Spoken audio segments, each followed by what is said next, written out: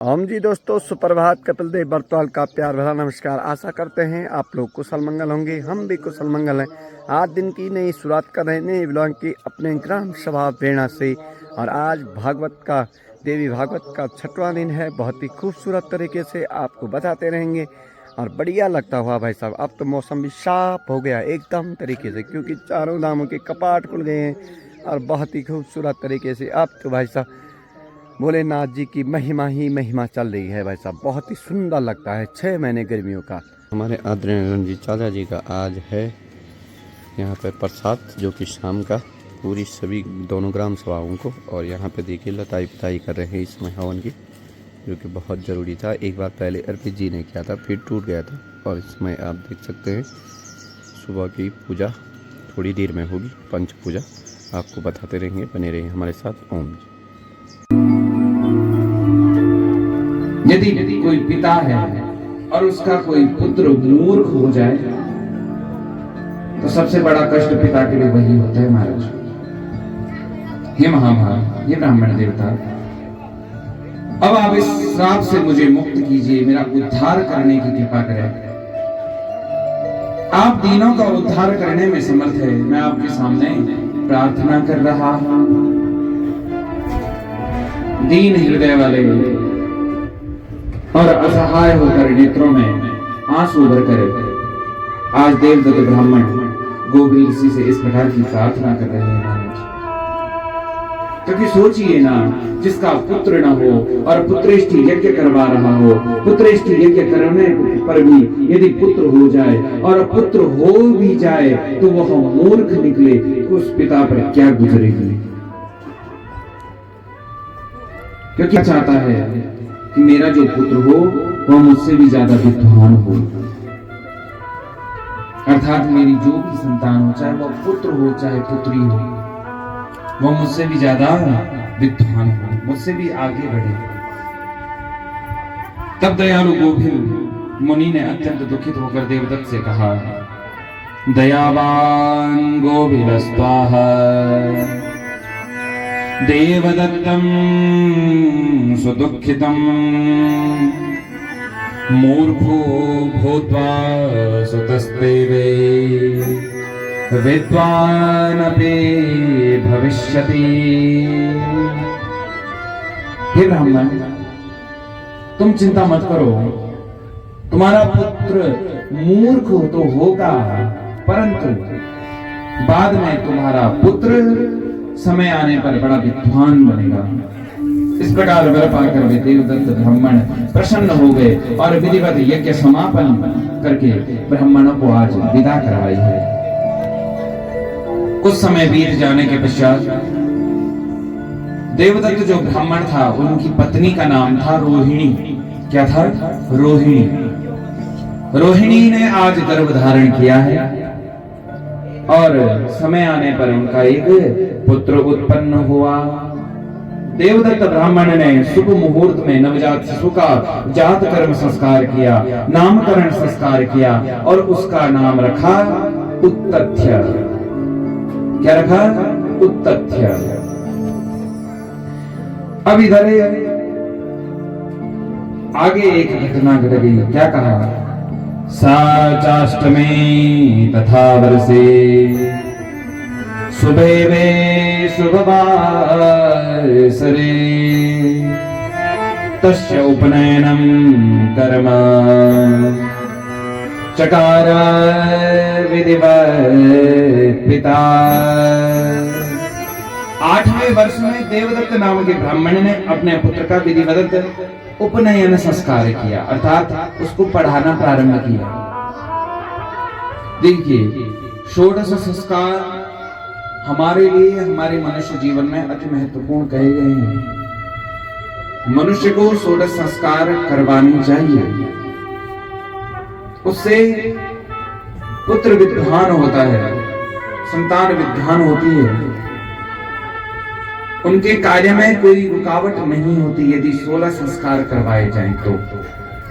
आज उसी प्रकार देवदत्त ब्राह्मण ने 8वें वर्ष में उसका उपनयन संस्कार किया है, अर्थात वेदारंभ किया है, पढ़ाने के लिए भेजा है। ब्रह्मचर्य में स्थित उस पुत्र को आचार्यगण वेद पढ़ाने लगे, किंतु श्रापवश वह एक शब्द का भी उच्चारण नहीं कर पाता और मूर्ख की तरह चुपचाप बैठा रहता था। देवदत्त ब्राह्मण ने अनेक प्रकार से उसे पढ़ाने का प्रयत्न किया, किंतु उस मूर्ख की बुद्धि उस ओर प्रवृत्ति ही नहीं हुई जिस ओर उसके पिता उसको भेजना चाहते थे। इससे उसके इस कृत्य को देखकर, इस कर्म को देखकर आज देवदत्त ब्राह्मण बहुत चिंतित हुए हमारा। जब वह बालक 12 वर्ष का हो गया,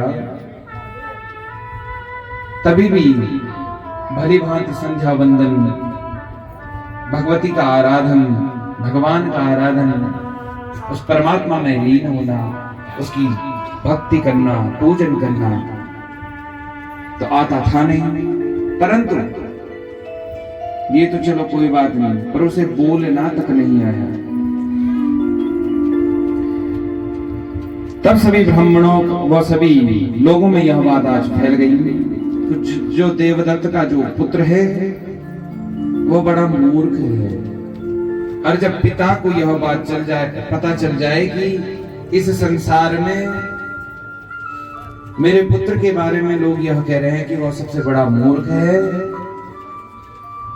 तो जब यह समाचार पिता को मिलता है ना, तो आज जीवित रहने पर भी उसका मरण हो जाता है महाराज। वही यहां हुआ। वह जहां कहीं जाता उस बालक की लोग हंसी उड़ाते, यहां तक कि उसके माता पिता उस मूर्ख को आज कोस रहे हैं, उसकी निंदा किया करते हैं। देखिए, यदि अपने बच्चों को सद्मार्ग पर ले जाना चाहते हो तो उस मां भगवती की नित्य प्रति आराधना करो, उसके चरणों में प्रीति लगाओ।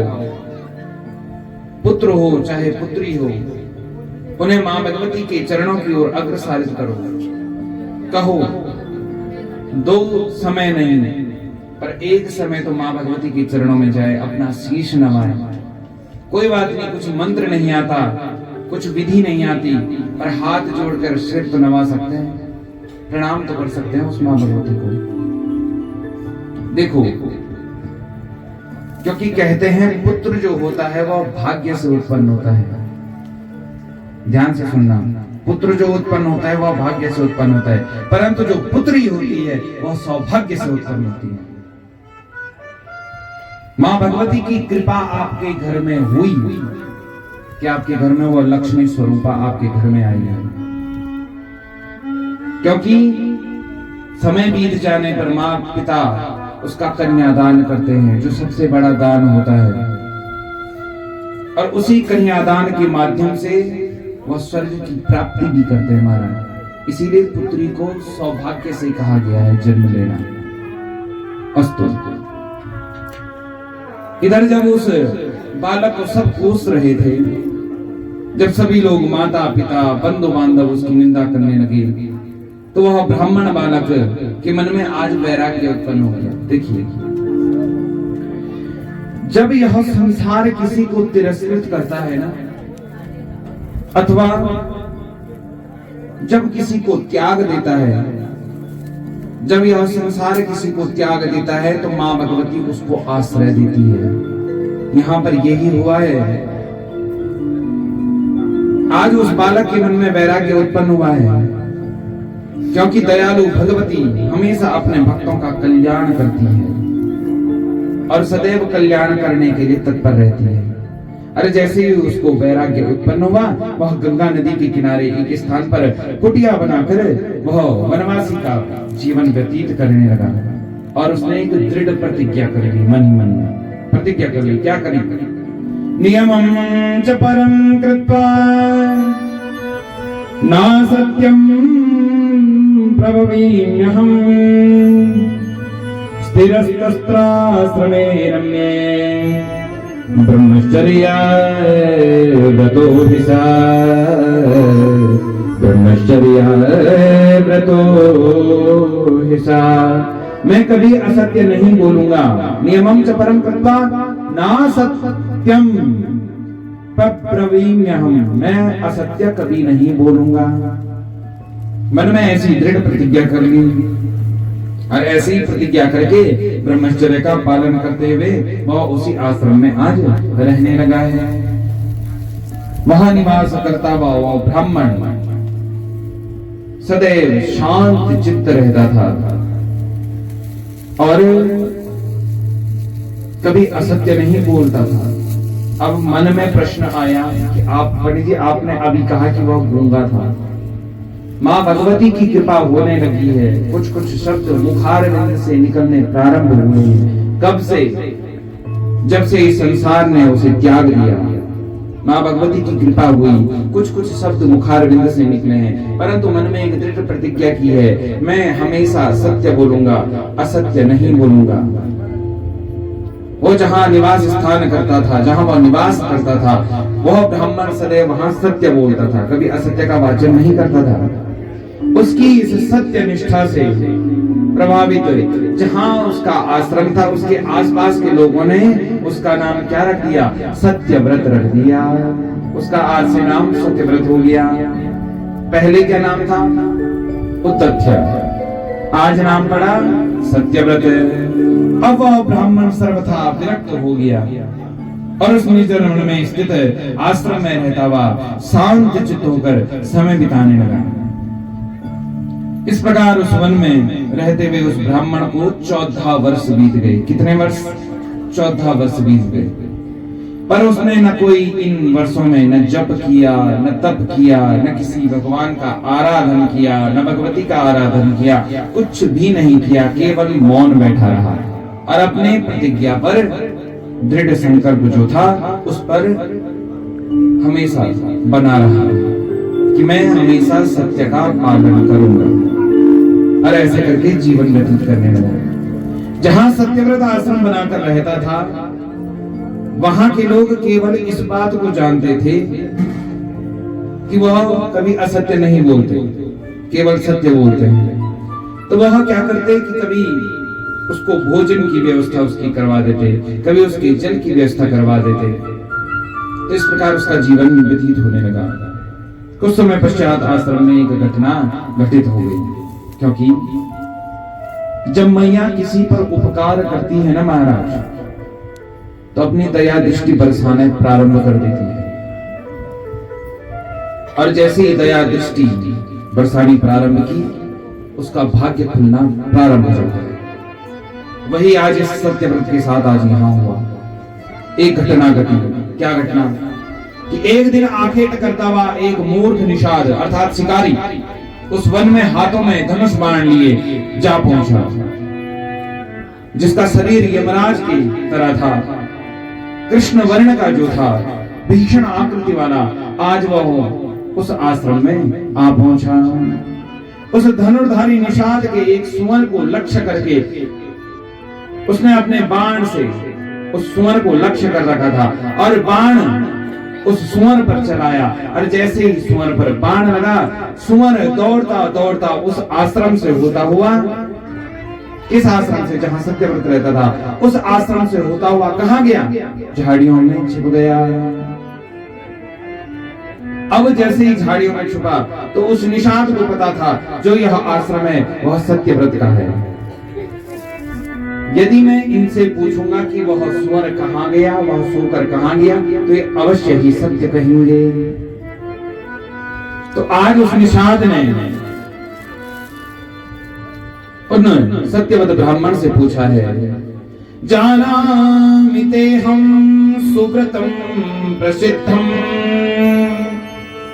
तेनाद्य पृच्छे मम पान विद्धा क्षुधातितं मे शकलं कुटुम्बं बिभर्त कामा किल आगतोऽसि। हे ब्राह्मण देवता, जानामि तेहं सुव्रतं प्रसिद्धं, मैं जानता हूं आपका नाम सत्यव्रत है, आप हमेशा सत्य कहने वाले हैं, परंतु मैं आपसे एक बात जानना चाहता हूं, एक प्रश्न पूछना चाहता हूं। वो ऐसा प्रश्न है कि तेनाद्य पृच्छे मम बाण विद्धा, आपने मेरा बाण लगा हुआ सुकर यहां से आते जाते हुआ भी देखा, क्षुधार्थितं मे सकलं कुटुंबम बिभर्तु कामा किलक आगतोसि। यदि आप उसे बता देंगे कि वह शूकर यहाँ से गया है तो मैं अपने कुटुंब का भरण पोषण उससे कर लूंगा। 8 सत्य व्रत हैं, अतः मुझे सच सच बता दीजिए कि आपने उसे देखा है। इस मिथ्या वचन को आज सत्यव्रत सोच रहे हैं कि यदि मैं हां कहता हूं तो उस प्राणी के जीवन जाता है, उसका मरण हो जाएगा। और यदि मैं नहीं बताता हूं, ना कहता हूं, तो मैं असत्य साबित हो जाऊंगा। आज मन ही मन सत्यव्रत ब्राह्मण सोचने लगे, सत्यम न सत्यम खलु यत्र हिंसाम दयान्वितं चान्वितमेव सत्यम हितं नराणां भवति हयेन तदेव सत्यम न तथैन्यथैव। सत्यम न सत्यम खलु यत्र हिंसा। यदि किसी की हत्या हो रही हो सत्य बोलने पर, ध्यान से सुनना, नीति के अनुसार यदि सत्य बोलने पर किसी की हिंसा हो रही हो तो वहां पर असत्य बोल देना चाहिए। यदि असत्य बोलने पर उस प्राणी के प्राण बच रहे हो तो वहां पे असत्य बोल लेना चाहिए। दयान्वितं चान्वितमेव सत्यम। अपनी दया से, दया का भाव मन में रखकर वहां पर असत्य का भाषण कर देना चाहिए। हितं नराणां भवति हयेन तदेव सत्यम न तथान्यथैव। यदि आपने सत्य भाषण करके यदि उसके प्राणों का हरण कर लिया तो वह सत्य भी असत्य के तुल्य हो जाता है। ऐसा विचार करते हुए मुनि धर्म संकट में आज पड़ गए और उस निषाद को उत्तर नहीं दे सके। बाण से आहत शूकर को देखकर मुनि सत्यव्रत के द्वारा करुणायुक्त ए शब्द का उच्चारण हुआ था। कब?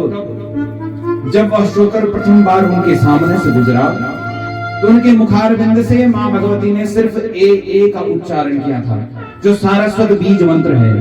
अनुस्वार युक्त बीज मंत्र जो है वो एम है, ऐन। और यहाँ पर अनुस्वार से रहित वह बीज मंत्र सत्यव्रत ने कहा। क्या कहा? ए सिर्फ 2 बार, केवल 2 बार ए का उच्चारण किया। और जैसे ही यह उच्चारण किया, आज मां भगवती प्रसन्न हुई है और आद्या शक्ति मां भगवती जगदम्बा ने उन्हें दुर्लभ विद्या प्रदान कर दी। बोल जगदम्बे मैया की जय। बीज मंत्र का उच्चारण करते ही मुनि सत्यव्रत के हृदय में आज ज्ञान रूपी विद्याएं, समस्त विद्याएं आज प्रस्फुटित हुई हैं, अर्थात उत्पन्न होने लगी हैं। और वे उसी प्रकार कवि हो गए जिस प्रकार पूर्व काल में वाल्मीकि हुए थे। वाल्मीकि की कथा आप सबको पता है और आज कवि हो चुके हैं। तत्पश्चात उस धर्मात्मा सत्यव्रत ने, दयालु ब्राह्मण सत्यव्रत ने अपने सामने खड़े उस धनुर्वारी निषाद से कहना प्रारंभ किया। क्या कहा? ध्यान से सुनना। यहाँ पश्यति न सा ब्रूते, या ब्रूते सा न पश्यति, अहो व्याध स्वकार्यार्थिं किं पृच्छसे पुनः पुनः। देखिए कितना तर्क उत्तर दिया है। क्या कहा? या पश्यति न सा ब्रूते। जो आंखें देखती है वह मुख कभी बोलता नहीं। ध्यान से सुनना, बहुत गूढ़ रहस्य है इस बात में। जो आंखें देखती है वह मुखारविंद कभी बोलता नहीं, और जो मुखारविंद जो बोलता है वह किसी ने आंखों से देखा नहीं है। या पश्यति न सा ब्रूते, सा ब्रूते सा न पश्यति, अहो व्याध स्वकार्यार्थं किं पृच्छसि पुनः पुनः। जो आंख देखती है वह वाणी बोलती नहीं, और जो वाणी कहती है वह आंख देखती नहीं है। अतः आपने ही प्रयोजन की स्थिति में तत्पर हे व्याध, हे शिकारी, मुझसे क्यों बार बार पूछ रहा है कि आपने वह देखा कि नहीं देखा? अर्थात इसमें यह सत्य हो गया, असत्य बोलने पर भी वह सत्य साबित हो गया। क्या कि मैंने उस सूकर को नहीं देखा है, कह दिया। आंख से सूकर देखा है परंतु वाणी से नहीं कह रहे हैं, और वाणी से जो कह रहे हैं वो आंखों ने नहीं देखा। वाणी से क्या कहा? मैंने सूकर को नहीं देखा, आंखों से जबकि देखा है। आंखों से देखा किसको? सूकर को। वाणी में क्या कह दिया? मैंने सूकर को नहीं देखा। या पश्यति में सा बोलते सा न पश्यति। आज इतने विद्वान हो गए, उन मुनि के ऐसा कहने पर पशुओं का वध करने वाला वंशाद आज सूकर से निराश होकर अपने घर लौट गया और उस सूकर की जान बच गई। इस प्रकार वे सत्यव्रत नामक ब्राह्मण दूसरे वाल्मीकि के समान कवि हो गए और समस्त लोकों में प्रख्यात हो गए। व्यास जी राजा जन्मेजय से कहते हैं कि हे राजन, उन्हें आदि शक्ति की, जगत जननी की ही ऐसी कृपा है, वही एक कारण स्वरूपा मां भगवती है जो नित्य प्रति आराधनीय है। इस संसार में जो नित्य प्रति हमेशा पूजने योग्य है, और उन्हीं मां की शक्ति से सारे देवता अपने कार्य करने में समर्थ हैं। भगवती का स्मरण करने से, उसका श्रद्धा पूर्वक ध्यान करने से, उसका नामोच्चारण करने से, उसकी स्तुति करने से सभी इच्छित मनोरथ पूर्ण कर देती है मां भगवती। तो ये आज की कथा को यहीं पर विराम देते हुए, दूर दूर से हमारे मध्य में कई श्रोता आए हुए हैं, मैं उनका एक स्वागत और अभिनंदन करती है। मैं मां भगवती से यही प्रार्थना करता हूं कि आपने जिस मनोभाव से आज की कथा श्रवण किया, मैं मां भगवती से यही प्रार्थना करता हूं कि आपके सारे दुख दरिद्र को मां भगवती दूर करे, आपकी सभी मनोकामना मां भगवती पूर्ण करे। मैया की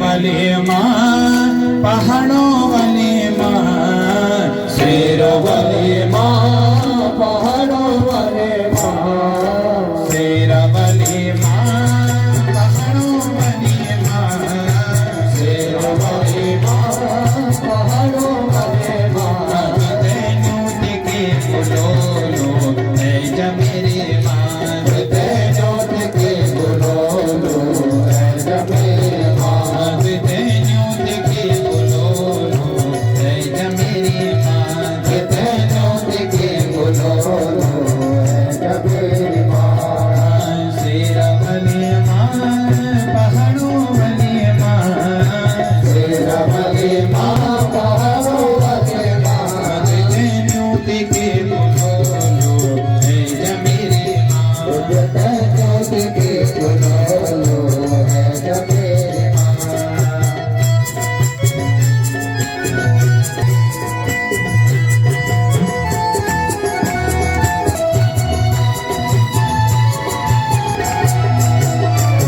शहर मां तेरो बड़ो धाम, जम्मू शहर मां तेरो बड़ो धाम, जम्मू शहर मां तेरो बड़ो धाम, जम्मू शहर मां तेरो बड़ो धाम, मैया वैष्णव तेरो नाम दूज महाने, मैया वैष्णव तेरो नाम दूज महाने। शेरा वाले पहाड़ों वाले मां, शेरा वाले मां, पहाड़ों वाले मां, तेनू टिके बोलो लो ऐ जमेरे मां, तेनू टिके बोलो मां, तेनू टिके बोलो लो ऐ जमेरे मां।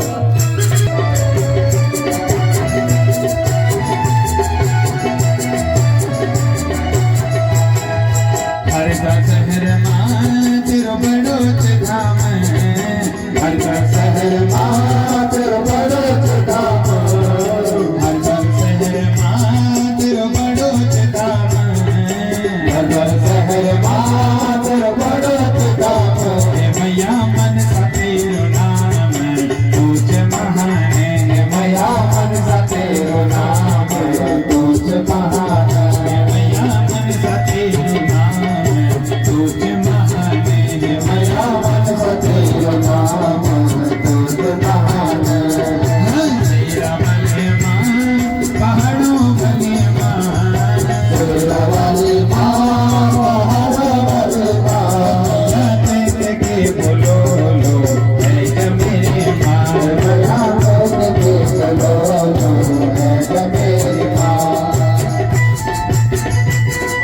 सेवा करते